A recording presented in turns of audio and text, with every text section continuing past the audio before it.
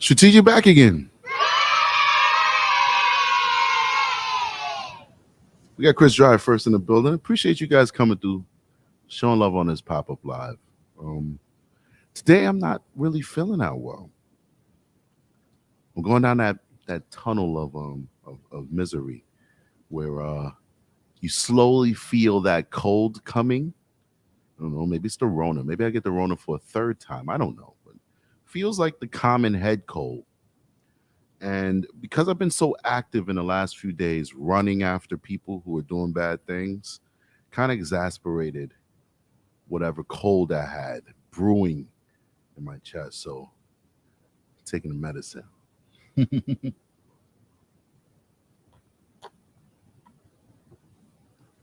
So I want to talk to you guys about a few interesting things. Big shout out to everybody who's in the room. We got Educated Lady in the building. Appreciate you coming through. Maddest Step is in the building. I said, I'm not vaccinated. I still haven't gotten it. Well, Maddest Step, I'm vaccinated. I still got it like 3 times. So you might be onto something. But so let's talk about this. I want to jump right into this because there's a few things I need to do before I go to work the late shift today. So that's why I'm giving you guys an early morning show. I definitely have been looking at a lot of the coverage on this Orsolya Gaal situation. And I got to say, she's being handled with kid gloves.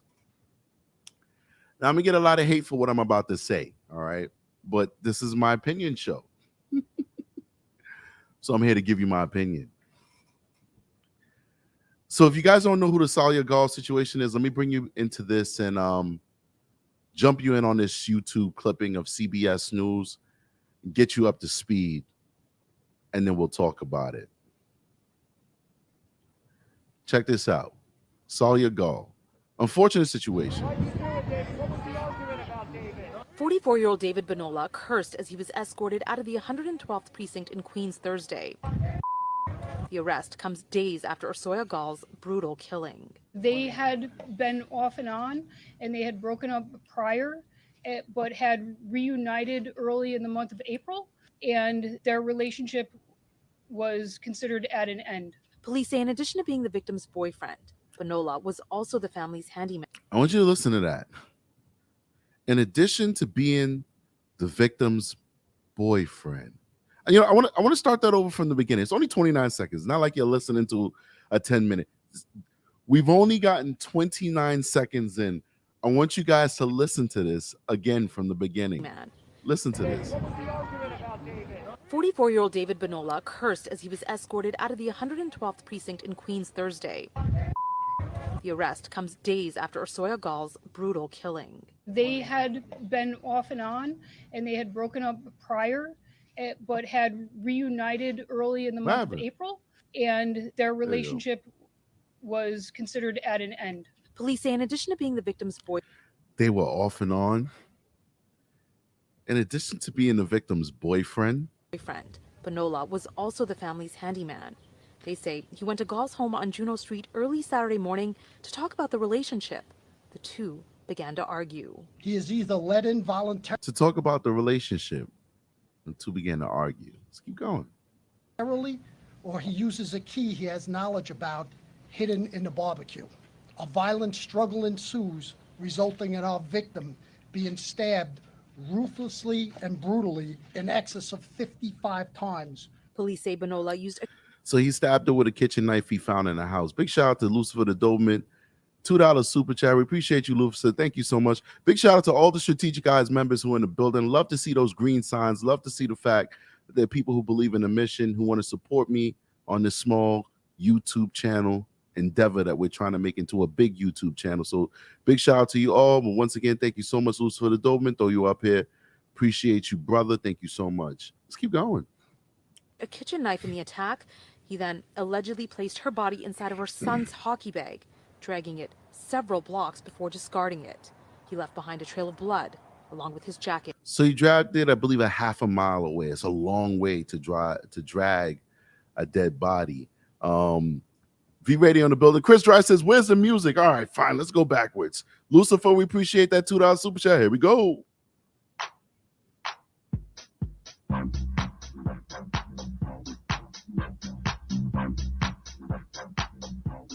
There you go. Appreciate you guys. It in the nearby park. Detectives also developed leads which led them to a location where boots, a t-shirt, and bloody bandages. So the detectives pretty much had this solved very quickly. What they were doing was they were monitoring this guy, make sure he didn't go kill anybody else. And they knew that he wasn't going to kill somebody else. You know, you got serial killers who will just kill people. You have mass murderers who want to kill like the most people that they can find in any given time. And then you have people who do targeted killings, like they kill somebody because they're having an argument with them, they have a disagreement, they own money, it's over turf, it's over drugs, gangs, or over passion, crimes of passion. These folks aren't typically going to go home and kill more people or go to the corner store and kill people. So they know, all right, we can watch this guy for the next 48 hours while we build our case even stronger, right? Because in New York, once you grab a guy, you have to put forward all the evidence that you have because of the new bail reform laws that they put into effect. It doesn't just affect bail reform, it also affects discovery. It affects how the criminal case is adjudicated.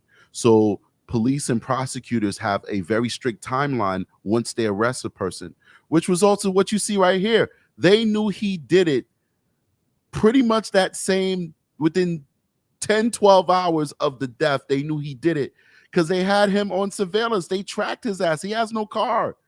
They tracked him to his home.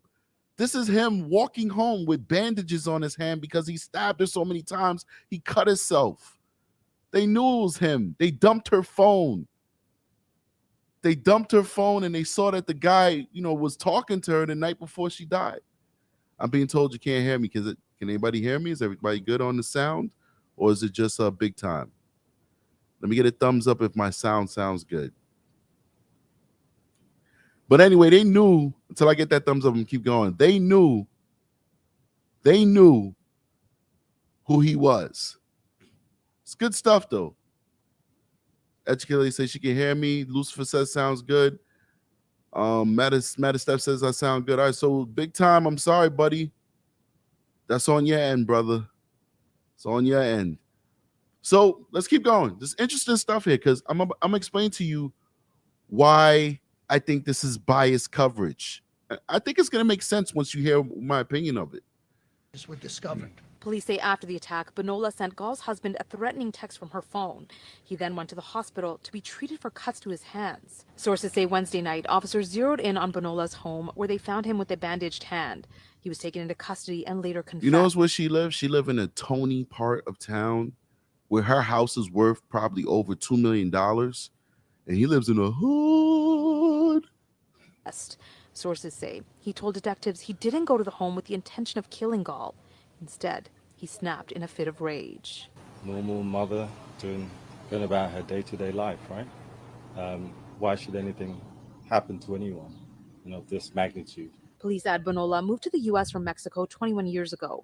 Sources add he is separated from his wife, who also lives in Queens. He has 2 children of his own. As for Gaal, her 13-year-old son was upstairs when she was killed.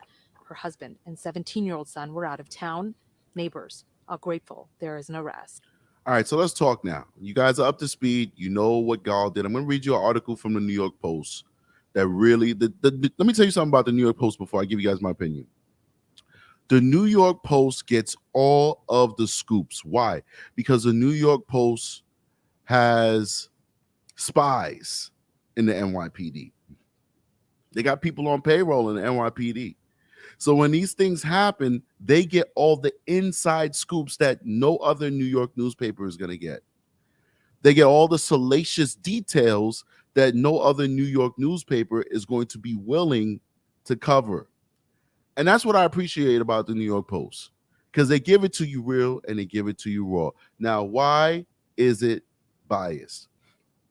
See, there's different levels of bias. There could be racial bias. There's also sexist bias. There's also sexist bias. Look how they're covering this woman.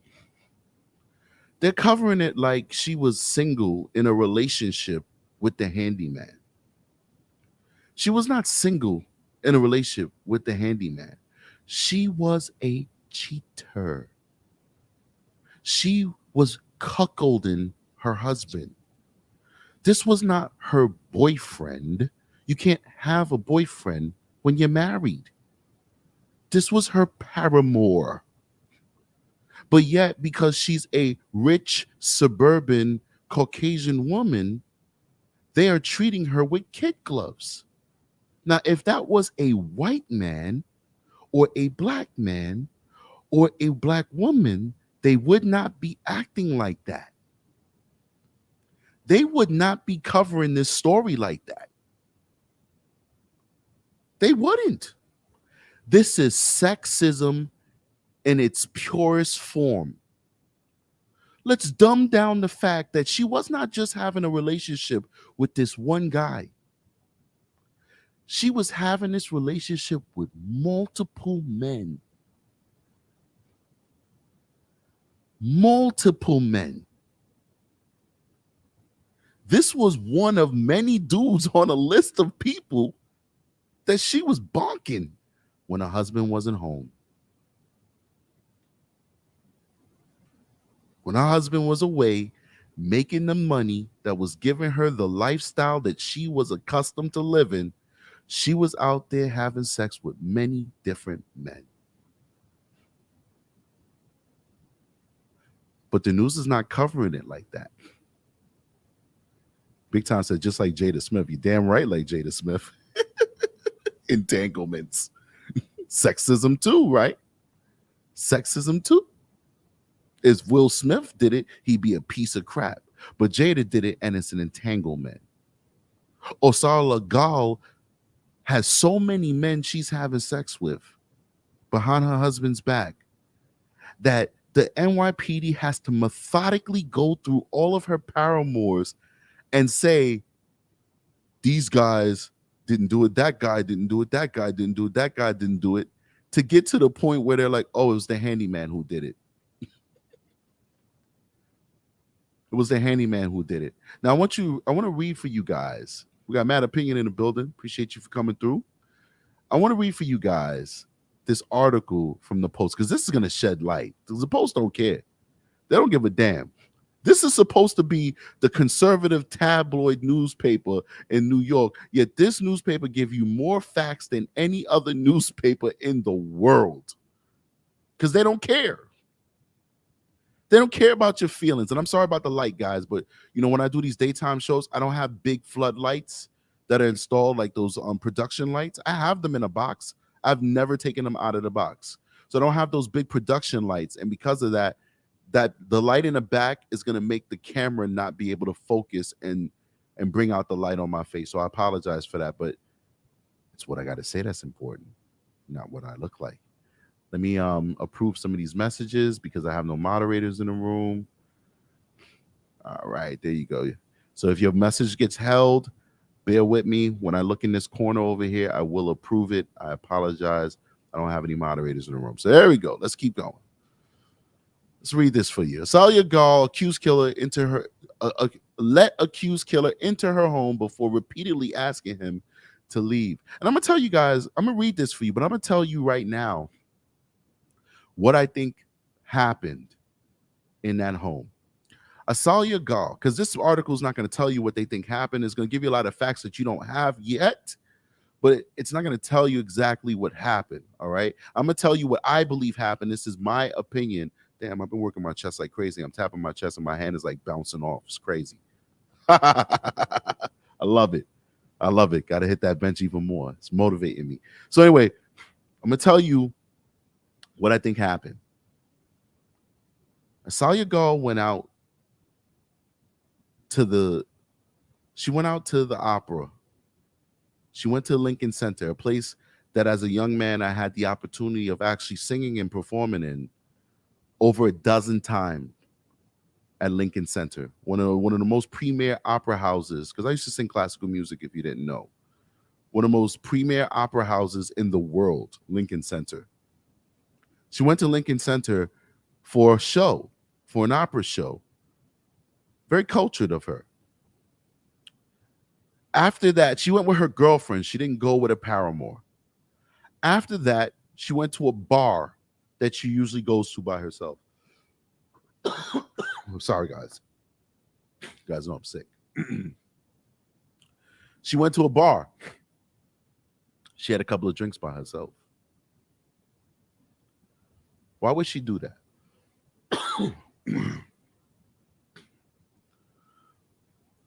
What do people typically want after a night like that?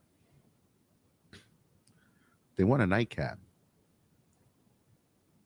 Hit that like button if you haven't hit the like button yet. She then started communicating with 3 different men.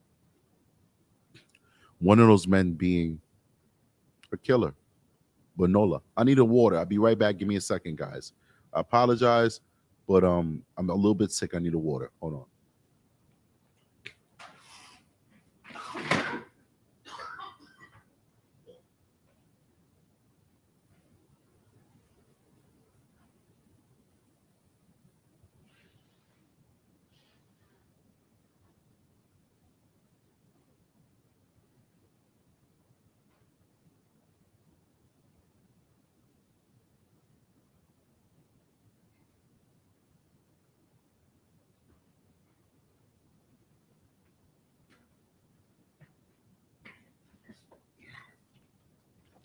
All right, I'm back. My apologies, guys.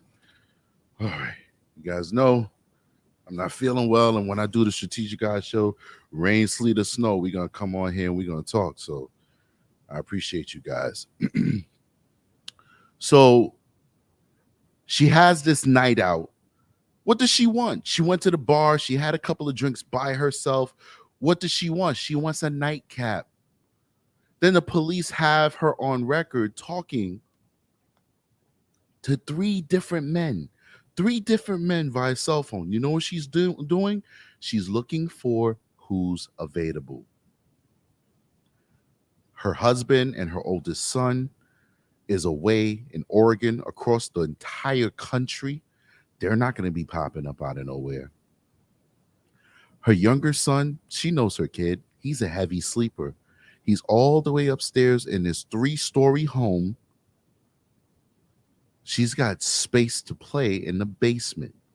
She could holler and moan as loud as she wants. There's no way in hell that boy up on the 3rd floor is going to hear it at 3 a.m. while he's sleeping. The person who was available was Bonola.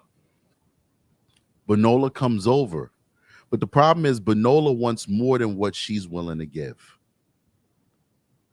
Bonola wants more than what she's willing to give. He wants a relationship rather. He wants a relationship. He wants her to be his.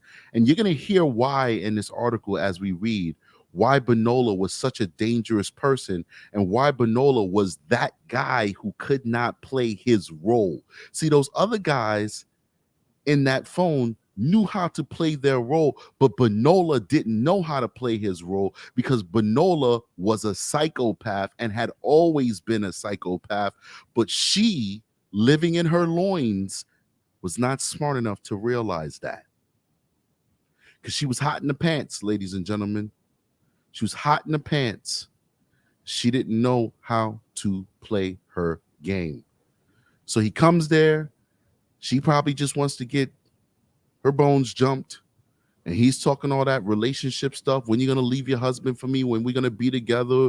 When we're gonna love each other? And she's like, "Yo, I don't want to leave my Tudor style house in a Tony section of Queens where the house costs $2-3 million to come live in the hood with you. I don't want that." And then he killed her. So let's read. Queen's mom, Orsolya Gaal, willingly let her ex-handyman lover into her home early Saturday morning before he allegedly knifed her to death following a heated dispute where he ignored multiple requests to leave. Prosecutors alleged at the suspect's arraignment Thursday night. It was also revealed late Thursday that accused killer David Bonello, 44, allegedly slashed Gaal's throat in an unthinkable outburst that left the married mother of 2 with nearly 60 stab wounds, according to a press release from Queens District Attorney. The defendant and victim were known to each other. The defendant went to the victim's residence between 12 a.m. and 4 a.m. to engage her in a verbal dispute.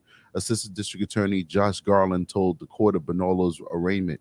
Because she knew him, she let him into the house. He then engaged her in a verbal dispute, and unfortunately, she asked him to leave multiple times. But Benola refused to leave, and the incident escalated with the unfortunate stabbing of the victim over 50 times, Garland said, before detailing how Benola allegedly then dragged her body to the park in her son's hockey bag. Benola was charged with second-degree murder, criminal possession of a weapon, and tampering with physical evidence. He was remanded without bail at the court hearing. The alleged killer wore his hair in a tight ponytail along with black jeans, a button-down shirt, a blue button-down shirt, and black sneakers with no laces. He had a Spanish interpreter and did not utter a word during the court proceedings. It's about to get real interesting soon. Judge Anthony Battisti, ordered Bonella held without bail, citing his confessions and destruction of evidence. He was given medical attention and put on suicide watch. The accused laid out in detail what happened, how it happened, and what he did following the events giving rise to the case. Bonella allegedly twice confessed Thursday to killing Gaal and stashed her body in Forest Park after dispute about their on and off again relationship became contentious, police prosecutors said. See, I told you, this sort of thing happened. They were arguing over the relationship. Like, I want to be with you. You got to be with me. She's like, no, I don't want to leave my husband. I don't want to leave this nice life. She didn't really give a damn about her husband, to be honest with you. She just wanted the lifestyle. That's what she wanted. She wanted the lifestyle, but let's keep going. Bonella first gave a matter-of-fact confession to cops, then gave a second one on video for prosecutors, sources told the Post Thursday. The 44-year-old handyman readily spoke to detectives at the 112 police precinct after he was picked up Wednesday evening, the sources said. The confession was matter-of-fact, very thorough. He answered every question they had, a police source said, adding that the curly-haired suspect didn't request a lawyer. Once Bonella was done allegedly spilling his guts to cops, he scarfed down a bagel with cream cheese as his statements were being processed, the sources said. Damn, killing her didn't even stop his appetite. Investigators had earlier recovered a bloody jacket belonging to Bonella and blood-stained tissues at the park. Prosecutors said blood-soaked boots and T-shirt and bandages were also found at the murder scene, police have said. So they already had his DNA on file. Like, in terms of they had processed it, this would be a priority case. So the processing of this DNA would go before all other DNAs, except for like similar cases. So rather than take 2-3 weeks for that DNA to be processed, it would have been processed within 48 hours. So they had a DNA sample, which now they can match against his once they get a court order to get his DNA, or he willingly gives it up. Gaal also appeared to have tipped off investigators to her accused killer. This is interesting. This is why I said they knew who did it right out the gate. By posting a note on her refrigerator that read, "Get a new handyman," before she was brutally stabbed to death, law enforcement sources said. Get a new handyman. Crazy. Got any love from Facebook? Shay Sharp said, I love your show. I listen to you while working. I appreciate you. Thank you so much, Shay Sharp. Appreciate you immensely. Wow. So I guess when the argument was heating up, when the argument started to get crazy, I guess she's like, you know what, let me just write this note real quick and kind of like alert everybody to the fact that this guy's about to kill me. This is crazy. But people could feel like that energy. Like, you know, when your life is in danger, that sixth sense, feel those hairs stand up on the back of your back. You're like, yeah, this is about to get volatile. My question is, why don't people like pretend at that point? Like, you know what? I changed my mind. I want to be with you. Let's be together. Let's stop fighting. Like, I'm just saying, like, just for the sake of not dying. Like, if you feel like he's about to get angry, why don't people, because it's not her, but like it happens all the time. Why don't people just say, you know what? I'm wrong. I do love you. I want to be with you. You know, give him the 90 one more time. I know that sounds terrible, but maybe give him the 90 that night. Let him get some, you know, even though it's kind of like RAPE if you don't really want to do it, and then send him on his way, and then call the cops. You know, let them know that he's stalking you. Confess to your husband that you had an affair with this guy and that he's you know, you think he's gonna kill you, and then, you know, take it that way. Why have an argument with somebody that you feel is about to kill you? I don't know. I'm talking on my arse right now. I'm not gonna lie to you, But I don't know. Let's keep going. All right. So the handwritten memo was found by detectives last week at Gaal's Forest Hills home early on in the investigation into the shocking slaying of Gaal. Now, we're about to get into the character of this guy, and it's like, how did this lady fall for this guy? Let him in.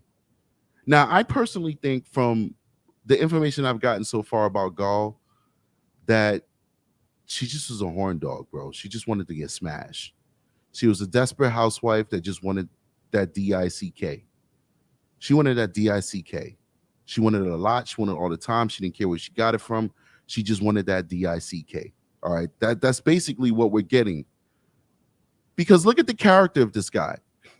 We're gonna read more. It's gonna tell us the character of this guy. The note first reported by the Daily Beast was an apparent reference to Orsolya Gaal's family heating and air conditioning repairman. Police later obtained surveillance video that shows Bonello returning to his home the morning of the murder with what appears to be crude bandages on one hand. So they knew it was him. They had this information. He was seen walking down 114th Street in Richmond Hill apartment, 6:05 a.m. Blah, blah, blah, blah. I'm going to keep going. I'm going to skip over some of this stuff. His defense attorney saying, we're going to apply for bail a little bit later. Yeah, he's not getting bail. He faces 25 to life, which is ridiculous. He should get the death penalty for what he did. All right, so here we go. The Post has now learned that Gaal's handyman paramour, finally, a news publication that actually identifies him for what he was, not what they want him to be. He is not her boyfriend. He's her paramour. She was a married woman having sex with the help. He was a paramour, not a boyfriend. So you have to go to the Post to get some real terminology and to really express this case for what it deserves to be. Hit that like button if you don't mind, please. Show love on Facebook, show love on YouTube. Hit that thumbs up on Facebook as well as YouTube and on Twitch, because we are streaming on Twitch as well. So let's go.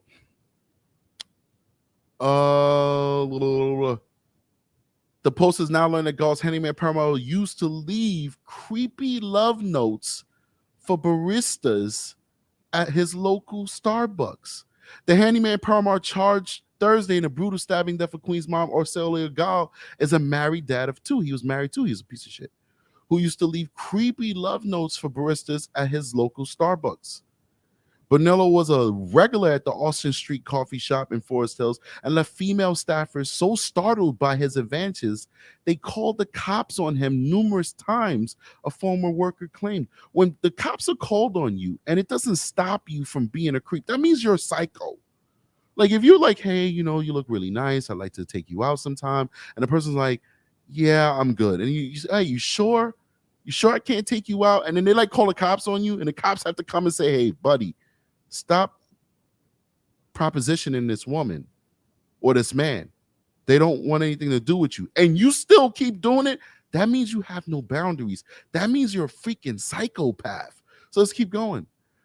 He would come up to us and ask us for coffee and tell us that we look pretty and make comments about how we look. Former barista Olivia Pukilinski, 21, told the Post by phone Thursday. He was creepy. He stalked people. It was known. Everyone knew he was a weird individual, especially in the Starbucks on Austin Street, said Pikulinski, who worked at the location for 3 years before quitting 5 months ago. Bonola, whose estranged wife and children also live in Queens, according to police sources, would also drop in the tip jar love notes and songs that he would make about us, says Pikulinski. Look at that. He fucking sings songs and stuff.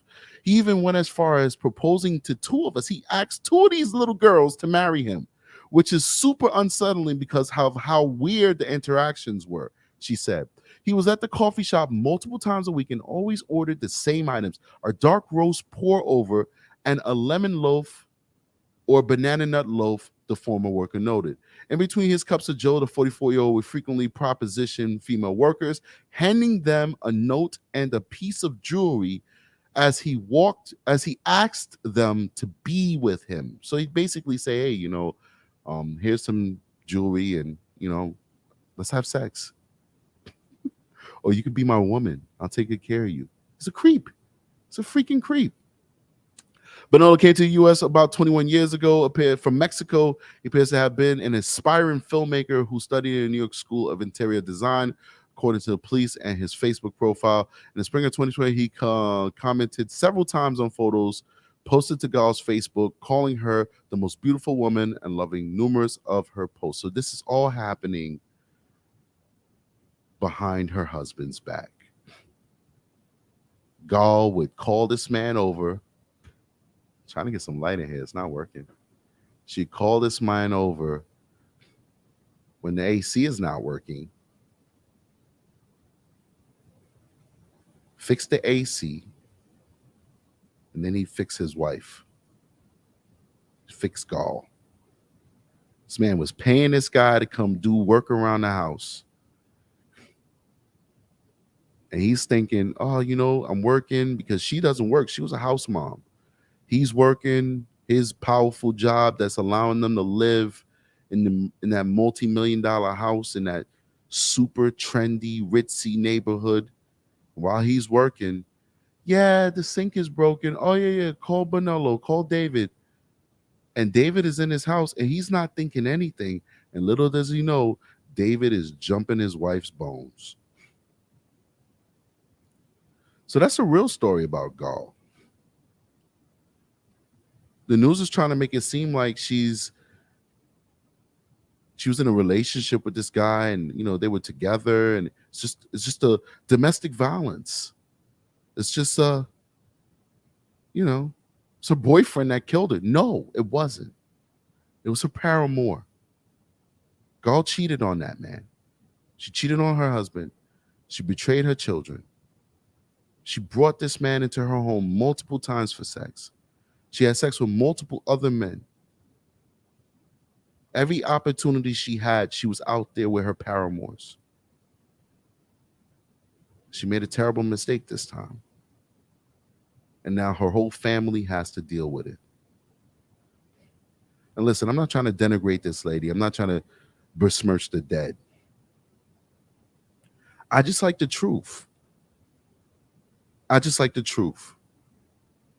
And if it was a white guy, a black woman, a Latino guy, a Latino woman, they would not be reporting it like this. But because she's a suburban mama, she's a suburban Caucasian female, they're being biased. And it's obvious. It's so obvious, even Strategic Eyes is calling it out. And I don't play the race game. And I don't like playing the gender game either. This is not a manosphere show. But it's a fact. Beautiful suburban mom with a smile, and she gets the deference that none of us get. The rest of us do not get it. And it's sad. She was a cheater. It's sad she's gone. Her sons don't give a damn who she cheated with. They just love their mother. That's between her and dad. She didn't deserve to die. But let's not report it like she was some innocent flower in a committed relationship with the handyman, and then he killed her. This is not a case of domestic violence. This was her paramour. She was sleeping with the help. She was betraying her husband with multiple men, and one of those dudes snapped and killed her. Let's go over to the comment section, and then we're going to go over to the next one. Big shout out to Matter Opinion in the building. He actually put me on with this. He didn't put me on personally, but I saw it on the show. So please go check out his show, the Matter Opinion Show. This one is the shooting of a young lady in Sacramento. What is her name? Tracy Gaeta. I saw it. I was like, I got to cover this. I definitely have to cover this. So I'm going to get more information for you guys, but we're going to do a preliminary cover of it.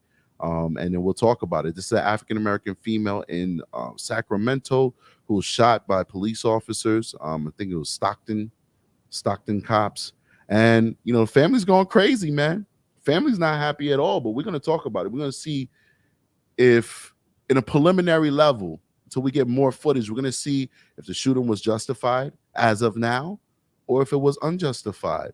But let's go to the comment section. We'll show a lot of love to a lot of people just got in the building. We got Miss Brown in the building. Big Time is in the building. Erica Pierre is in the building. I said Mad Opinion came in, showed love. Still in here, I believe. What else we got going on? Shay Sharp is in the building. Appreciate you. I think I shouted her out, but I got to shout out again. Matt Step in the building.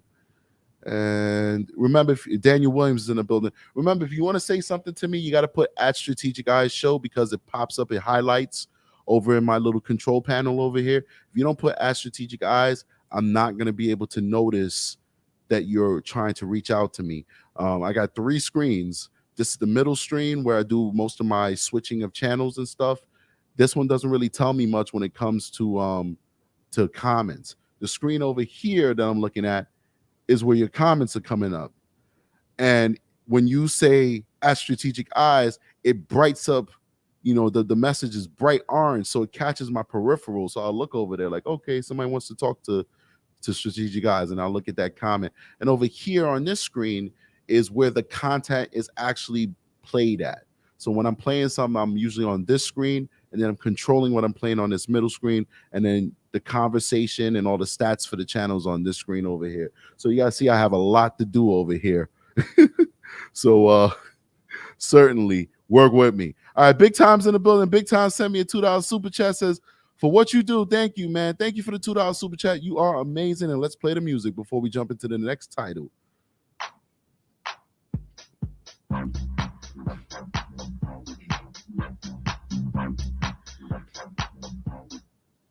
Appreciate you, Big Time. And Shay Sharp says, I'm a dude. My fault, Shay Sharp. You know what?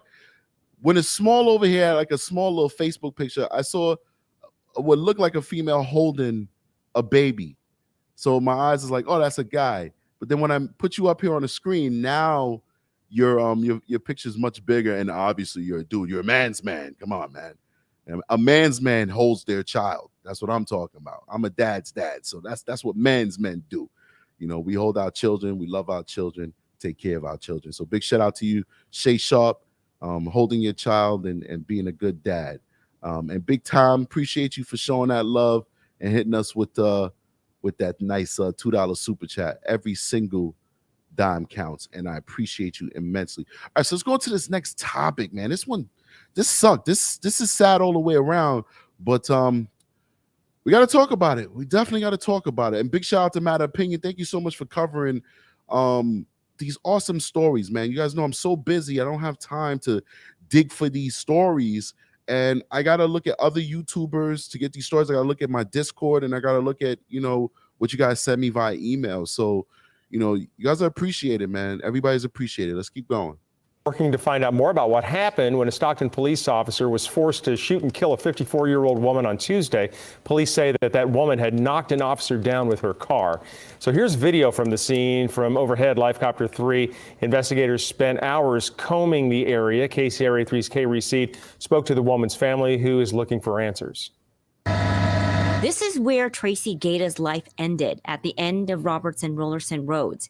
Investigators say she was shot dead by a Stockton police officer whose patrol car she backed into. Her family puts her life into focus. She was caring. She's always been there for her grandkids, been there for me, been there for friends, family. Life of the party, not judgmental. She loved every aspect of life. While her loved ones have a clear picture of who she was in life, her death has left them confounded. She is not violent. She never tried to hurt the police. So I don't know where that came from. She didn't need to die like that. That is unfair. Investigators say that afternoon, Gaeta struck a police car on Charterway and I-5 in Stockton. Then she drove off, running a red light. When another marked patrol car spotted her, the pursuit ended at this dead end. That's when investigators say Gaeta backed her car into the police cruiser, knocking the officer to the ground. That does not we got sound like my mother to even interact with police officers. This is not her. After the officer regained his footing, deputies say he fired his gun. It doesn't make sense. I think there's a lot of stuff that are missing out of that story that we don't know. The Sacramento grandmother's family does not know why she was in Stockton, and they can only assume what led up to her final moments. She had a nervous breakdown. So I'm not a doctor or anything like that, but she was suffering from depression. Tracy's death has left the family stunned. Her son, daughter, sisters, and nieces heartbroken. People who have mental issues need to be handled in a different way, in a different manner. Kay Reseed, KCRA 3 News.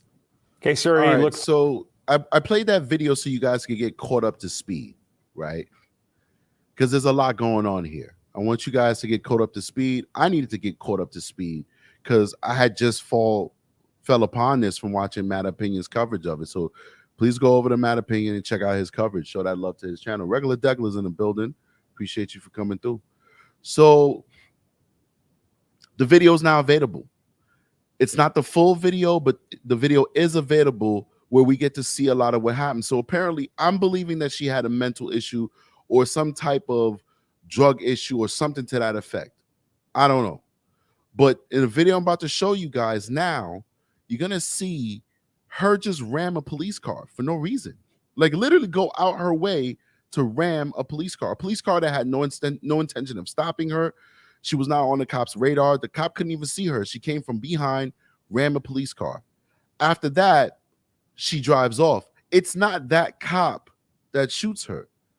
That cop, I believe, was immobilized because of her ramming. Another cop picks up on the chase from the radio call.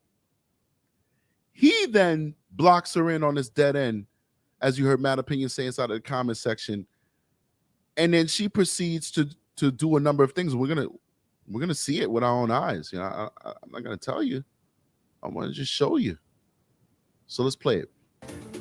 Now to new video. Stockton police have released body camera video of a deadly shooting showing one of their officers killing a woman on a dead-end road after a pursuit. The family of that woman says officers wrongfully killed their mother, but the use of force expert we talked to believes the video may show this was justified. A warning, what you're about to see is hard to watch. 54-year-old Tracy Gaeta was shot and killed by Stockton police February 22nd. Stockton police releasing multiple surveillance videos and body camera video showing the moment leading up to the shooting and when she was killed. This video shows an officer stopped at a red light when the driver of a gray car hit the officer's car before driving off. That prompted. You see that? It's just really weird. I want to bring it back just a little bit, just a tad bit. You see how weird that is? She just rolled up on him. Like, this is her car right here. This is the police car.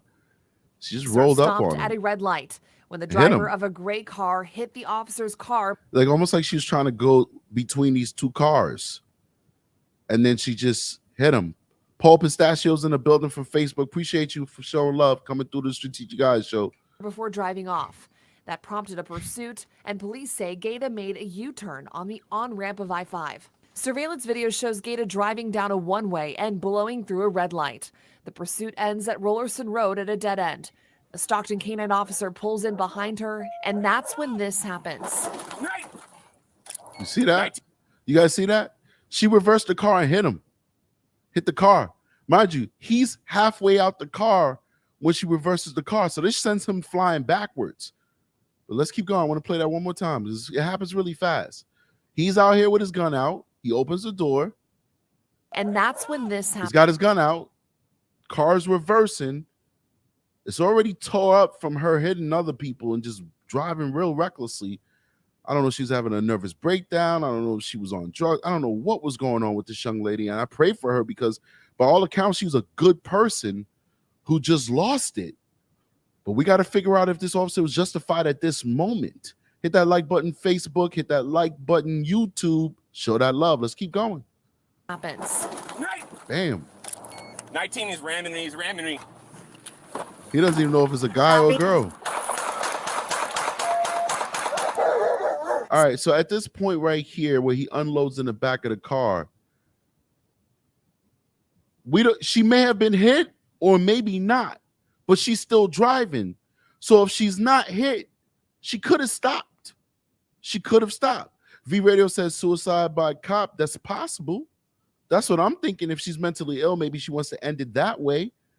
But she could have stopped at this moment. Let's keep going. 16 seconds after the officer initially opened. She stops for a little bit, but then let's see what she does again. Mind you, she's already rammed this cop, and this cop, this cop is operating off of the knowledge that she had already rammed another cop too. He's like, yo, I'm chasing after the person who rammed another cop on the highway, and now I'm here. I have her cornered off, and she just rammed me. and almost hurt me. Then he shoots in the back of the car, and what does she keep doing? Fire on Gaeta. The body camera video shows her vehicle moving forward. The officer opens fire again as Gaeta begins to drive. While attempting to turn her car around, the officer opened fire again. All right, so in this dead end, there's no space for her to go. She's turning her car around. The officer has nothing to assume other than that she's going to try and ram the car head on. There's no other place for her to go. There's no space for her to drive around him. This is a one-lane dirt road that's led into a dead end.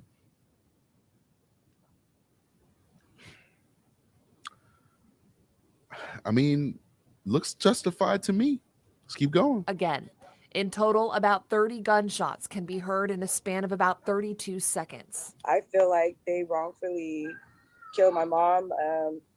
There were so many other ways they could have went about it. Her daughter says Gaeta lived in Sacramento and she has no idea why she was in Stockton that day. She says her mom may have been experiencing a mental breakdown. It just doesn't even seem right. My mother was scared and, she would never try to hurt anybody, harm anyone. So I think the officer, didn't need to use such excessive force and use his gun and shoot so many times. I would probably put pretty high odds they're going to say it was a justified shooting, and I suppose you could justify it. On the other hand, it just seems like this was unnecessary as well. Stuart Katz, an attorney with decades of experience working on police shooting cases, says it will be easier to justify the officer unloading the first magazine, but the second is questionable. She's clearly trying to drive away at that point. Nah, she's not trying to drive away. First of all, he had a right. He should have stayed where he was at. You're not driving away is driving forward. She's not driving away. She's doing a 3-point turn. She's doing a 3-point turn with a 5,000-pound missile called Buick or whatever that car is. She's not driving away. If she was driving forward, then I get it. Then no, it's not justified if her car went forward and was driving away from him for however more feet she had until she couldn't drive anymore. That I get. But she clearly was making a 3-point turn. Fine. But she's not driving towards him at that point either. She's not backing up again. She's trying to get away. This video just clears up that, for me, that my mother was still innocent. She was still innocent. To me, that's what I see. The Stockton Police Department says a multi-agency critical incident investigation is now underway, as well as an internal departmental use. Right. So listen, this is a tragic shooting, and I see Chris Dry says no need to shoot at her. To be honest with you, I don't think that I would shoot at somebody in these circumstances, to be honest with you. That's my opinion. My department's policy is we don't shoot at cars like this. We're to take cover. That's my department policy. I don't know what their policy is. If their policy is not to shoot, then it's an unjustified shooting. But when I talk about these situations, I'm talking about it from the perspective of what is the law and what is the rules. And everywhere, pretty much everywhere else other than New York, because it's legal in New York. It's just against most New York Police Department policies across the state. But it's legal. It's totally legal to shoot at a car that's coming at you. But it's against policies and procedures. I'm not a big fan of that. If I could run into the woods and really and just get away, I'll do that because I don't really want to shoot anybody, to be honest with you. I don't want to. I don't want to unless I have to. And what if by the universe I have to do that? I want to be able to say to myself, I did everything I could do within reason to avoid this final outcome that does not endanger me, because I'm not going to put a perp's life before my life, but I want to give their life as much deference as possible, that I do everything in my power to keep them alive. So I don't know, man. I don't know. Chris Dry says, but he was in a car. You get into an accident with a cop, and they can just shoot you based on the policy. No, that's not exactly what happened, Chris. I don't think that's exactly what happened. I think we saw something totally different. I think we saw somebody get into an accident with an officer that would have just been an accident if they just pull over. We saw them drive away. We saw them drive recklessly down the wrong road, the wrong way of the road. It's a one-way road, and they're going down in another way, endangering people. They're basically fleeing from the officer, which is a felony. Then we see the officer corner the person, and we see the officer standing outside of his car. His feet are on the ground. And then we see her ram the car, where he now flies back into his vehicle. So that's endangering somebody's life. So I do agree with you. I don't think that he should have shot at her, but just like the use of force expert and the attorney, the use of force action and the attorney said that the first volley of shots was justified. And this is an attorney for that area. So that attorney for that area knows their laws and their rules and regulations. He's saying he agrees with the first volley. He doesn't agree with the second volley, but it was, it is what it is. It is what it is. But if Strategic Eyes was there, I probably most likely would not have shot that lady. I would not have done it. But with backseat quarterbacking people who are in critical incidents that we're not in, and we're basically saying what we would do, absence of the adrenaline and fear and the training that these folks have, because all of the training is different as well, and the rules and regulations and the policy and procedures of what they have. So it's what it is. Listen, I want to see more footage.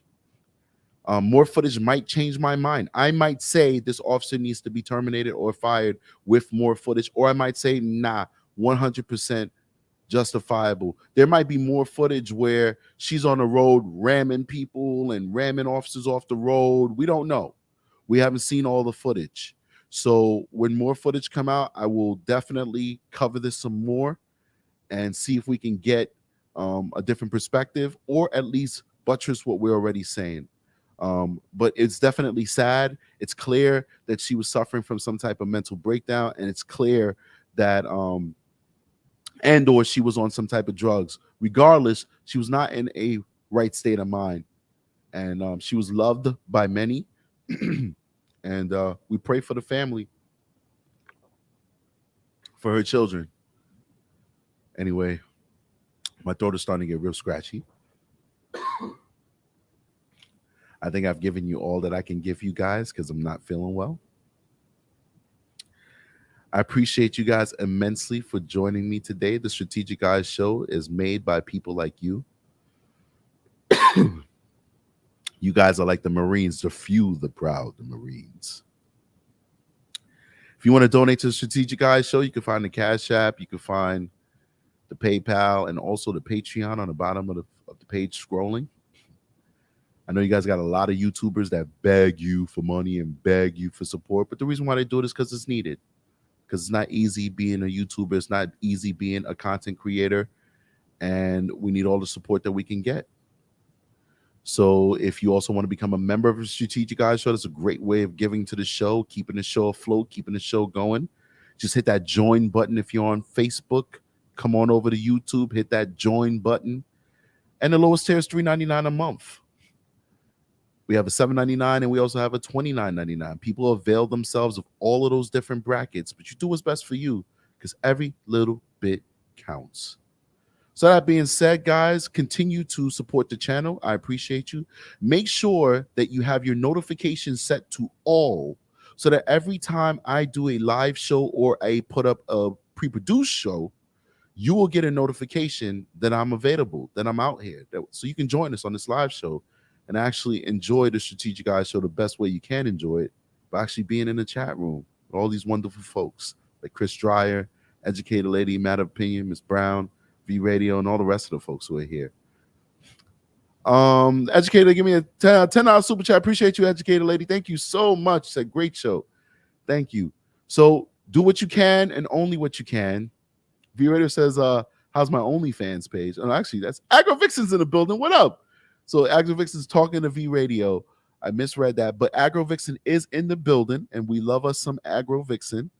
So Agro Vixen, we appreciate you for coming through, showing love in the channel. And that's about it. So, guys, I'm gonna do what Chris Dreyer said. I'm gonna take some vitamin D. I'm gonna keep popping these cold pills so I can dry up all that phlegm and stuff. And I'm gonna try and stay out of trouble on those streets, man. Because what really made it bad is we had a foot pursuit on a guy, and unfortunately, he actually got away. And it was like 8 cops chasing after him, but he was like a freaking track star. And listen, we didn't even go all out though. I'm not gonna lie to you, because he was selling counterfeit bags on the street, and we caught his partner. So we didn't go all out, like, oh my God, call the helicopters in, because it's not like he assaulted somebody. He knows, his partner got released within 3 hours with a one of those get out of jail free cards that they give out to everybody in New York now. But running after this guy with the onset of that cold made it worse, because I'm going hard, and it just tore me up. So it made the cold even worse. Regular Degular said it correct. A bootlegger. There it is. He was a bootlegger. So it's not the crime of the century. So it is. We didn't call out the helicopters, and we didn't put it over for people to just be, getting in car accidents trying to chase this guy. If it was an assaulter or something like that, yeah, we go crazy. Madistep says the fastest I ever run in my life was from the cops. You already know, like, people don't get it. Like, people are literally running for their freedom, and we're just running for work. I'm running for work. You running for your freedom. Like, who's gonna run faster? You gonna run faster, man. And I'm running with like 40 pounds of equipment on me, and you got some track pants and some Nike Air Max 1s on. You know what I mean? Like, come on, you got the Air Max foam posits. You out of there, man. It is what it is. M. Kathy in the building says, have a great day, Strategic. All right, so I'm getting out of here, guys. I appreciate you guys immensely. Thanks for coming through. Thanks for the super chats. Some nice donations today. You guys are awesome. And I'll talk to you guys later, all right? Y'all be good. Y'all stay well. Strategic is out of here. Peace.